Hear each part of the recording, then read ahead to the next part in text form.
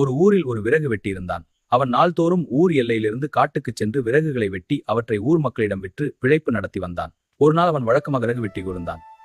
அப்போது அவனுக்கு களைப்பு ஏற்பட்டது. அங்கிருந்து ஒரு மரத்தின் நிழலில் படுத்தான். அந்த மரமானது நினைப்பதையெல்லாம் கொடுக்கும் மரத்த மரமாகும். இந்த விஷயம் அவனுக்கு தெரியாது. அப்போது தென்றல் காற்றில் என்று வீசியது. அது அவனுக்கு சுகமாக இருந்தது.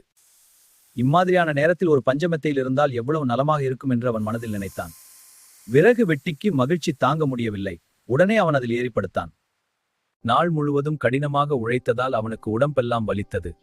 இந்த சமயத்தில் முதுகு கை கால் பிடித்துவிட இளம்பெண் ஒருத்தி இருந்தால் அவனுடைய கை கால்களை மனத்தில் கொண்டிருந்தான். என்ன அதிசயம்!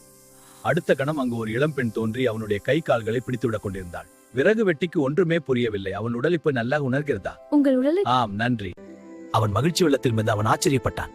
நினைப்பதெல்லாம் நடக்கின்றதே. இவ்வளவு சுகங்கள் இருந்தும் வயிற்றுக்கு உணவில்லாமல் பட்டினிக்காக இருக்கிறோமே. உன் விருப்பம் நிறைவேறட்டும். நன்றி. உண்டு.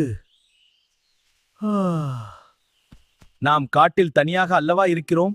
இப்பொழுது ஒரு சிங்கம் ஒன்று நம் முன் வந்து நம்மை கொன்றுவிட்டால் என்னவாகும் என்று நினைத்தான். மறுகணம் அவன் முன்னால் ஒரு சிங்கம் தோன்றி அவனை கொன்றுவிட்டது.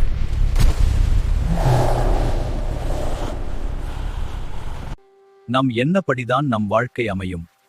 நாம் உயர்ந்தவற்றினால் நம் வாழ்க்கை நல்லதாகவே அமையும். எனவே நாம் உயர்ந்தவற்றையே நினைக்க வேண்டும்.